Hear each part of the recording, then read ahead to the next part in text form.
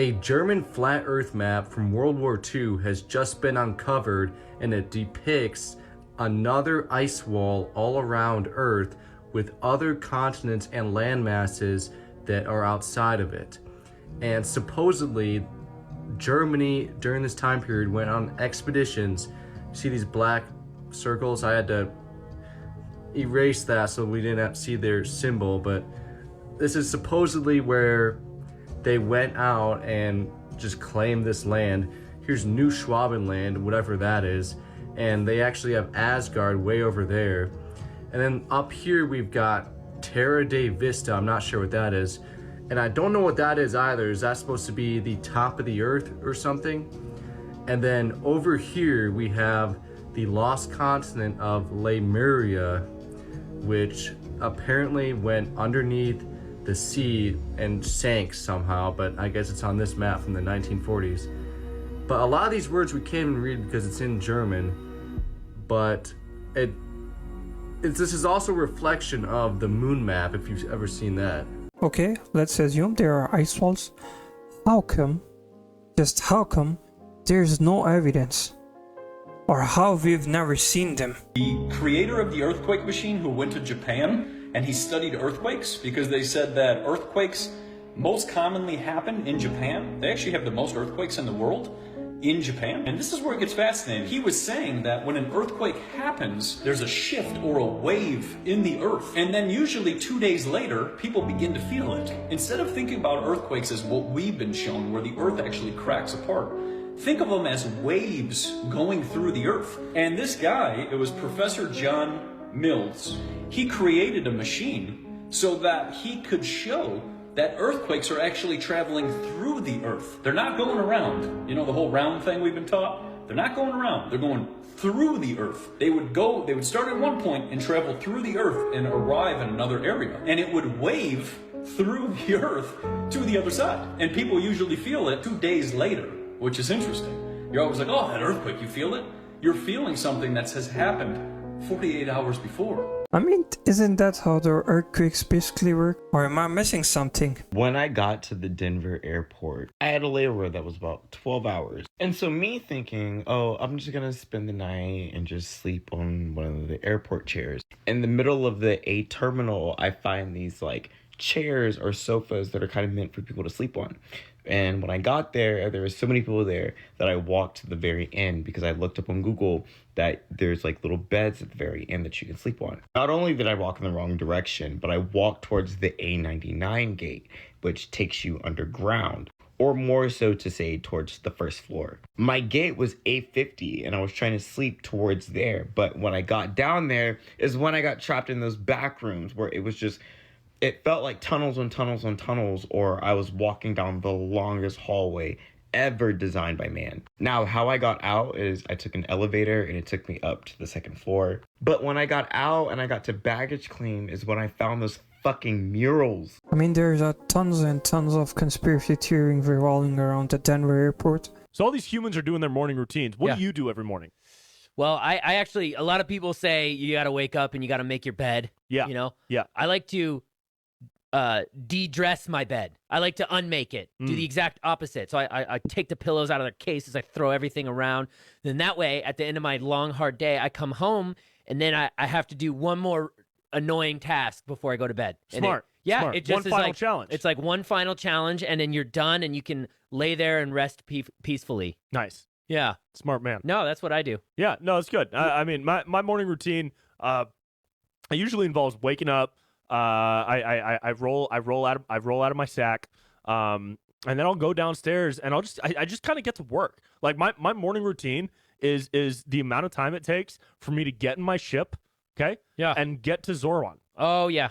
That's just that's it. I don't waste time wasting time. Don't waste time wasting time just so that you can tell people how much time you wasted. 100%. That's what I always say. 100%. Don't waste time wasting time to tell people how much time that you can waste. Don't waste your time by wasting your time to telling other people that you wasted your time. I mean, aliens are such simple creatures.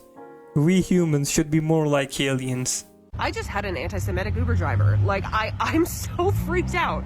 And I can't believe I have to preface this by saying this, but obviously free Palestine. I'm a Jewish person who is pro-Palestinian liberation because I know how the comments are going to go. But I get in the fucking Uber with this guy. He's in a red Tesla, and immediately I can tell that something is off. Like, he's just not right.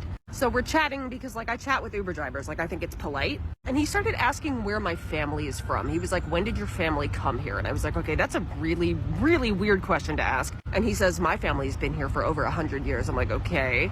And he says, yeah, they just showed up in America and, like, claimed some land for their own. And I'm like, well, that sounds about white. And he goes, you can't do that anymore because the government controls everything. And so I'm like, okay, I know where this is going. But I didn't, because where it went is he started talking about religion and how some religion has all the power. And he says, I had this Jewish ex-girlfriend, and, you know, with those people, you don't even want to know. And I said, well, what do you mean? What's their, like, agenda? You said they have an agenda. And he says, to take your gold. And I was like, what the fuck am I supposed to say to that? Thank God they don't show my last name on Ubers, or he would have known I was Jewish. But he says they want to take your gold and enslave you and work you to death. And I'm just like, holy shit. Finally, we get to the place that I'm going, and I, like, open the door, but he's still talking, and he kind of turns around as if to, like, stop me from leaving.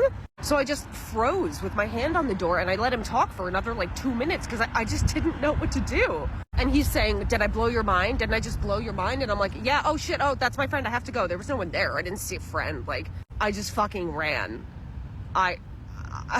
Fuck, dude. I mean, some of the Uber drivers, they love sharing their stories, no matter how long they are. Not me accidentally finding the Denver airport back rooms. Like, this shit just keeps going on and on. The ceilings are all so low. Like, what the hell? Okay. And it keeps going. Yo, where the fuck am I? Like, okay, this says that there's a gate right there, but there's literally nothing right here. This airport is just so fucking weird. Have you heard about the mass UFO sighting in Phoenix, Arizona on Thursday, May 23rd, 2024? It's going viral on TikTok. Hundreds of videos are showing this weird-looking, cylindrical, glowing white object with a misty, butterfly wing-shaped hue around it. And it wasn't just Phoenix. People spotted it in California, Nevada, and New Mexico too, all exactly at 9 p.m. The same UFO was seen the night before at the exact same time. It looked like a bright whitish light zooming across the sky from west to east before disappearing in a flash.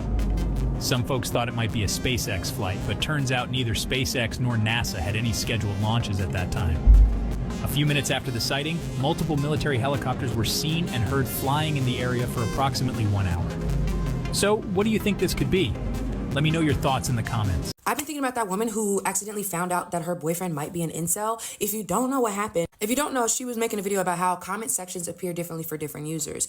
And if you had ever been about to leave a nice comment and someone's like, no one's insulting you, you're fighting invisible comments, you felt that confusion. Like, I didn't see anything bad. In fact, I was going to comment something good too. Yeah, that's because you're not a loser online. Essentially, what she found out in real time and what other people have kind of been guessing is that if you are a person that leaves hate comments, interacts with hate comments, they might come to the front of the comment section, especially on Instagram. So she sent her boyfriend a reel, and it was like something with like a relationship. Like a girl was telling her boyfriend what time to come over, and he 3-4 hours later, he still hadn't showed up. And the women were like, you know, solidarity, sister, like, hey, you know, I feel like, you know, you deserve better, da-da-da-da. And she sent it to her boyfriend, and he showed her his comment section, or she looked, or I forget. Find her video. And basically, his was like dogging this girl.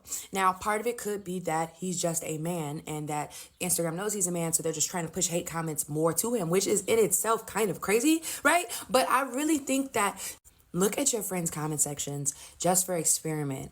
However, look at who you're dating's comment sections, because apparently you can see a red flag there too. I mean, come on. They're just making it seem like a conspiracy that there are different comment sections. It doesn't work like that. If you've ever been on Facebook, there's like a particular comment section where there's like more relevant kind of stuff. When you click on the all comments, you can see all of them. It's just that. So it's nothing like you can change the comments or the algorithm is gonna show one comment to one group of people and the other comment to the other group of people. It doesn't work like that. And I don't know what is she talking about. It doesn't make any sense. You know that eagles can live up to 70 years? No. But what's interesting is after 40 years, they get kind of old and their like beaks are like breaking down and their claws are like not as sharp and stuff. So they're like old men. And at 40 years, basically they have to make a decision on whether they want to basically die or they can fly up into the mountains for 150 days and basically peck at the rocks until their beak falls off. And then they grow a new beak. And when they grow a new beak, then they pluck their old claws out. So it's a very painful process. So new claws will grow and then they... Is that why they only live to 70? They're just like, no, I'm not doing that one again. Right, probably. And then they pluck all their feathers out and new ones grow. No way. So then when they come back after 150 days, they're just like ready to rock. And then they can live up to another 30 years.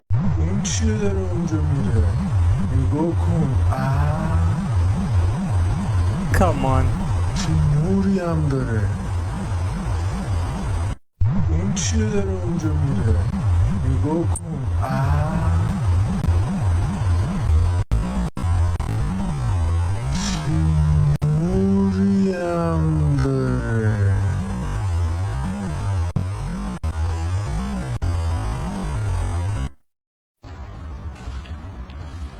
این چیه دیگه تو آسمون؟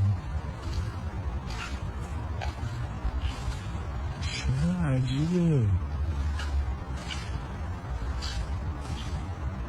داره میاد جلو.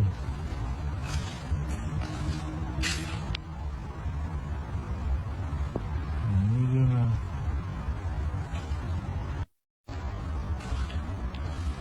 این چیه دیگه تو آسمون؟ چرا عجیبه؟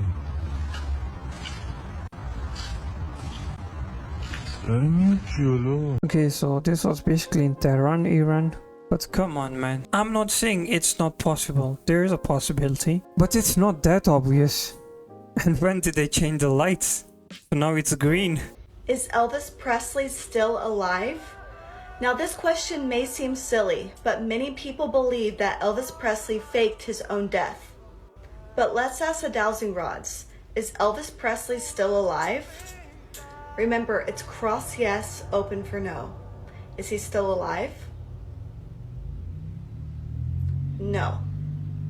But did he fake his own death? That's what we really need to know. It's absolutely true that in our modern social media driven society, our interactions are incentivized and monetized for outrage. And it is f***ing exhausting for everyone. But contrary to conservatives' victimization complex, there is no organized cancel culture conspiracy where even the slightest misstep can 100% get someone on the right canceled. Actually, there is one. Congresswoman Liz Cheney gets kicked out of Wyoming's Republican Party for opposing Trump. Yeah, as irony would have it, it turns out that when it comes to cancel culture, the ones who smelt it dealt it. The only one canceling people on the right is Donald Trump. And anyone who dares speak out against him. Refuse to buy into Trump's stolen election claims, and you'll lose your job like Liz Cheney or countless others. In fact, everything the right says cancel culture does to them is actually being done by MAGA. Truth is, Trump is the real cancel culture. Emphasis on cult. Because on the right, you can say whatever the you want about gay people and trans people from TikTok to Patreon. You can decry DEI from podcasts to, I don't know, the governor's office of Florida. And chances are not only will you be fine, you'll get a raise. But if you ever dare speak out one iota against Donald Trump, be yes afraid. These tablets, housed in museums across the world, speak of the Anunnaki, deities from the heavens who arrived on Earth some 450,000 years ago from a distant planet known as Nibiru. As they descended upon a young Earth, the Anunnaki found a world in chaos. Earth, they believed, was formed from the remnants of a cosmic collision with a celestial body named Tiamat. The debris of this cataclysmic event, they say, gave birth to our planet. with Mars as a silent witness. In their quest to mold the world to their needs, the Anunnaki turned to genetic modification. They sought to create a race of workers, blending their DNA with that of existing hominids. The genesis of this experiment birthed Adam, the first of mankind. It is said they installed a worship gene within us, a genetic compass directing humanity's reverence towards them. The concept of the God gene suggests that human beings might be genetically predisposed to spirituality and religious experiences. A particular gene called VMAT2 influences a person's inclination towards spiritual or mystical experiences. VMAT2 is a protein that helps regulate the flow of neurotransmitters in the brain. Variations in the VMAT2 gene can affect levels of these neurotransmitters, potentially enhancing an individual's capacity for spiritual experiences. The Anunnaki's past was marked by a galactic war of unimaginable scale. Weapons of mass destruction, akin to the fabled Brahma Honda, ravaged the stars. Control of the galaxy hinged upon the tablets of destiny, powerful artifacts lost to time. In their search for refuge from a cataclysmic event, perhaps the destruction of their homeworld, the Anunnaki arrived on Earth as space refugees, establishing a breakaway civilization far from the cosmic upheaval. Is she being framed in an elaborate cover-up involving corrupt cops? Or did she back up into her boyfriend and leave him for dead? I don't typically follow court cases, but this one has me in a chokehold. It is so fascinating. If you haven't been following along, Karen Reed is currently on trial for killing her boyfriend, John O'Keefe. Prosecutors are alleging that Karen Reed and John O'Keefe got in a fight outside of a house party, and that Reed backed up 60 feet at 25 miles per hour, striking her boyfriend, John O'Keefe, and leaving him for dead. But the defense is arguing that she's being framed. And this is actually a story of corrupt cops protecting other cops and their friends. An investigator lying about his close ties with the families involved in this case. Evidence that has magically appeared that the defense believes was planted. Missing footage. Deleted calls and text messages. Deleted search histories. Discarded phones. A family dog of 7 years that was rehomed after the incident. Conflicting GPS data. Injuries that do not align with being hit by a car at 25 miles per hour. Damage to a car that does not align with hitting someone. A torn up basement. And a murder that actually happened inside of the house at the hands of a few of the witnesses. The house that was conveniently sold under market value after the incident. And a parallel FBI investigation into a cover-up. Thank you to Homeland Security accidentally releasing government documents. I am positive that we have the technology to do space travel and a lot more than what we think as the public. I mean, these documents are talking about de- and rematerialization techniques, crossing space-time barriers, talking AAV means Advanced Aerospace Vehicle. I mean, these documents are crazy. This is the same one that has all the info on remote viewing and the whole astral projection stuff the CIA has been doing since the 60s, but this is Homeland Security, so it's much more focused on Homeland Security. And what's interesting, too, that really makes this look like it's extraterrestrial is they're talking about they have teams of in-house investigators for eyewitnesses, or even right here, they're working with rural law enforcement, national parks people. If you look at UFO sightings maps, it's always in a rural area. A lot of them are right next to national parks or cave systems, which is its own argument. But, I mean, whatever they're doing, I think we have the technology for it, and they're holding out. And why I'm so sure of that is because it's talking about, with these investigations, if you read up here, it's talking about multiple biological samples being collected from these crashes of UAPs or whatever you want to call them. And even talks about psychological effects of people that are observing these craft. It's affecting their mental health. Why? And if none of that's enough for you guys, there's stuff right here talking about having rapid response medical teams, as well as psychologists, doctors, people to go visit the family members and people that saw these craft in the sky. It's affecting them as a person just by looking up at it. I mean, none of this makes any sense. Just so by there's looking two really at good UFO? arguments for this that I've seen. The first one is that they come from space and they're interested in us because of nuclear warfare. All of the sightings started when we dropped the bomb, and they haven't really stopped. Now, the other argument is mostly what the government is putting out, saying that they're interdimensional beings, which who knows what that really means. But when they say that, they always follow up by saying they're here. They have been here. As in, they're not from outer space. They're from a different dimensional plane, but here on Earth. I always think of it like an ant farm. If you have an ant farm, but they're two-dimensional ants, they would never see you. They'd never know you exist. You could dump water on their anthill and it would be like the flood that, destroyed most of the world. Or chuck a rock into their anthill and it's like the dinosaur, meteor extinction event. But there is something here. When they have a budget of $15 million a quarter, that's what they tell us. And then says right here that that budget above is unacknowledged money, which means black money. There's a lot more money going into this that they won't even disclose or feel comfortable disclosing. So the reason I think they're holding out is either they're from space, we recovered the craft, and reverse engineered it. If that's the case, we have all of the technology to do stuff like faster than light travel, because wherever these beings come from would have to be far enough away that faster than light travel would be the viable solution. Or they're already from here and haven't figured that out yet, but for some reason they're interacting with humanity.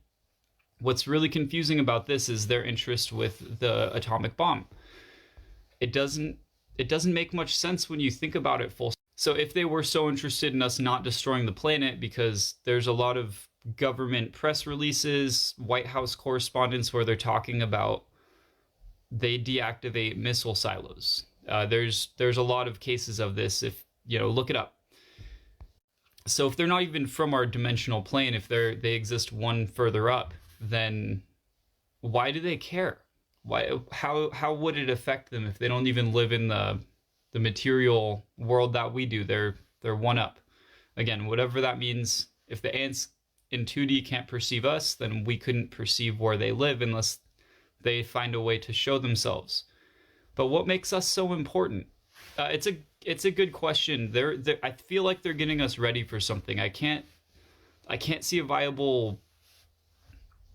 any good reason really why they wouldn't just tell us what's going on, but they're very clearly slow dripping this info out and getting people used to the idea that aliens, whatever you want to call them, exist.